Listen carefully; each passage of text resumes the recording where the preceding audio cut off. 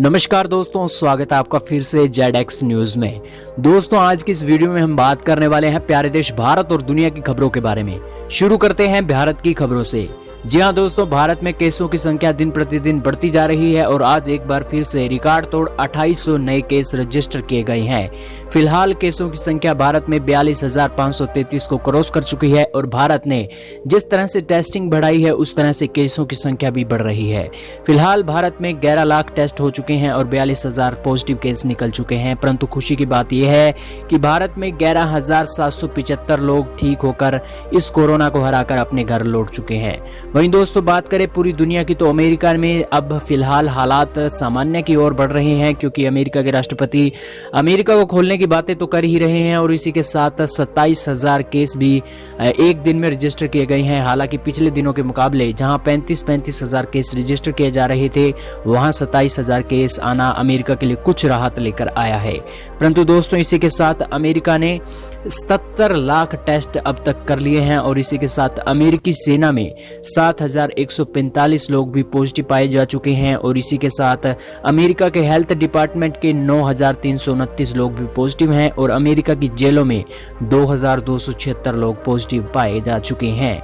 और इसी के साथ दोस्तों, दुनिया में दूसरे नंबर पर प्रभावित देश रशिया बनता जा रहा है, जहां केसों की संख्या 10,638 पिछले 24 घंटों में आई है और केसों की संख्या 1,34,000 यहां पहुंच चुकी है।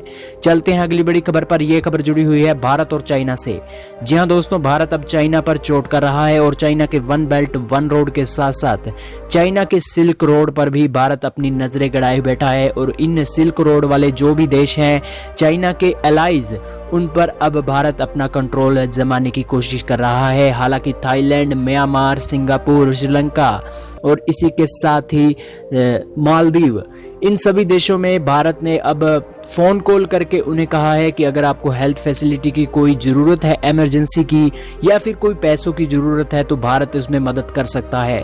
फिलहाल दोस्तों, भारत में कितनी भी मंदी हो, परंतु दोस्तों एक राजनीति के तौर पर और देश के आने वाले अगले स्वर्णिम भविष्य के लिए पूरी दुनिया में भारत की पकड़ों को मजबूत बनाने के लिए अगर हमें लोन भी किसी दूसरे देशों को देना होगा तो वो भी हम दे देंगे।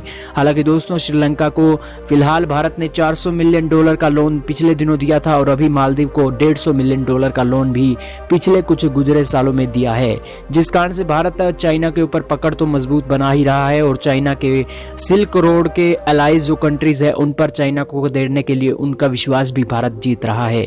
चलते हैं अगली बड़ी खबर पर। यह खबर जुड़ी हुई है भारत के केमिस्ट से। जी हां दोस्तों, भारत के केमिस्ट को भी अब हेल्थ इंश्योरेंस मिलना चाहिए, इसकी डिमांड उठने लगी है और अब all India organisation of chemist ने मांग उठाई है कि भारत के 8.5 लाख केमिस्ट वर्करों को भी हेल्थ इंश्योरेंस दिया जाना चाहिए, क्योंकि इस कोरोना महामारी के बीच वे भी फ्रंट लाइन वर्कर हैं और उन्हें भी कोरोना वॉरियर की तरह 50 लाख रुपए का बीमा कवर दिया जाना चाहिए। परंतु दोस्तों, क्या आप चाहते हैं और आपकी क्या राय है कि क्या केमिस्ट वर्करों को भी हेल्थ वर्करों की तरह एक बीमा कवर देना चाहिए या नहीं? कमेंट सेक्शन में अपनी राय जरूर लिखें। चलते हैं अगली बड़ी खबर पर। यह खबर जुड़ी हुई है चाइना से। जी हां दोस्तों, चाइना का ही विरोधी है एक ताइवान। हालांकि दोस्तों, ताइवान पर चाइना अपना कब्जा जमाता रहता है और ताइवान को अपना ही अलाइज मानता है, लेकिन दोस्तों चाइना के विरोधी ताइवान ने ही इस महामारी के बारे में पूरी दुनिया को बताया था और इसी को लेकर ताइवान की वाहवाही पूरी दुनिया में हो रही थी और अमेरिकी दबाव के बावजूद और WHO ने भी माना था कि ताइवान ने एक अच्छा रोल इस महामारी को दुनिया के बारे में बताने के लिए निभाया है और इसी को लेकर ताइवान को WHO की मेंबरशिप भी दी जानी चाहिए। हालांकि दोस्तों, अभी हाल ही में खबरें आई थी कि WHO ताइवान को WHO में ही एंटर करेगा, लेकिन दोस्तों अभी इस खबर की पुष्टि हुई है ताइवान की तरफ से और ताइवान का कहना है कि WHO ने अभी तक WHO में इनविटेशन के लिए हमें इनवाइट भी नहीं किया है और अब WHO साफ साफ चाइना के दबाव में आ गया है कि ताइवान को WHO में एंट्री नहीं करनी है, क्योंकि अमेरिका ने WHO का साथ छोड़ दिया है और अब फिलहाल WHO को फंडिंग चाइना सबसे ज्यादा करने वाला है और इसलिए अब WHO दबाव में है कि कहीं अभी हाल ही में जो अमेरिका ने उसका साथ छोड़ा है और कल को अगर ताइवान को भी WHO में एंट्री दे दी तो जाहिर सी बात है कि चाइना का भी साथ छूट सकता है और अगर इन दोनों सुपर पावरों का साथ WHO में छूट जाता है तो WHO खत्म ही हो जाएगा। हालांकि दोस्तों ऐसा नहीं है कि WHO खत्म हो जाएगा, क्योंकि अभी भी बहुत नामी गिनामी यूरोप के देश और दुनिया के तीसरे सबसे अमीर इंसान बिल मेलिंडा गेट्स ने भी इस WHO को फंडिंग दे रखी है। वहीं दोस्तों चलते हैं अगली बड़ी खबर पर। यह खबर जुड़ी हुई है लॉकडाउन के दौरान भारत ने क्या खरीदा। जी हाँ दोस्तों, लॉकडाउन के दौरान जहां पूरी दुनिया अपने अपने घरों में बंद रह गई थी, तो इसी दौरान डेयरी प्रोडक्ट की सेल सबसे ज्यादा बढ़ी है और 50 से 100% तक एक महीने की सेल में बढ़ोतरी देखी गई है। हालांकि दोस्तों लोग घरों में बंद थे, तो इसी दौरान मक्खन, पनीर और दही की डिमांड बहुत बड़ी थी, जिस कारण से लोगों ने लॉकडाउन में इन डेयरी प्रोडक्ट का अच्छा खासा लुत्फ उठाया है। वहीं दोस्तों चलते हैं अगली बड़ी खबर पर। यह खबर जुड़ी हुई है भारत के मजदूरों से। जी हाँ दोस्तों, भारत के मजदूरों को अपने अपने घर ले जाने के लिए रेल का किराया देना पड़ता था।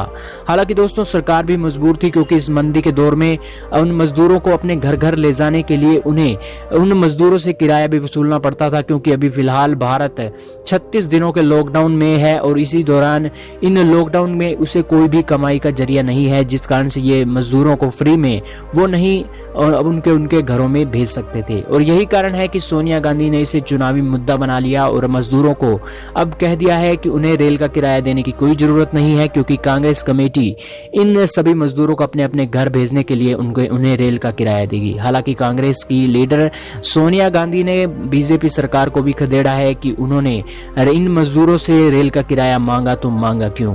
वहीं दोस्तों आपका इस बारे में क्या कहना है कि क्या मजदूरों से रेल का किराया मांगना सही बात है या गलत? कमेंट सेक्शन में अपनी राय जरूर लिखें।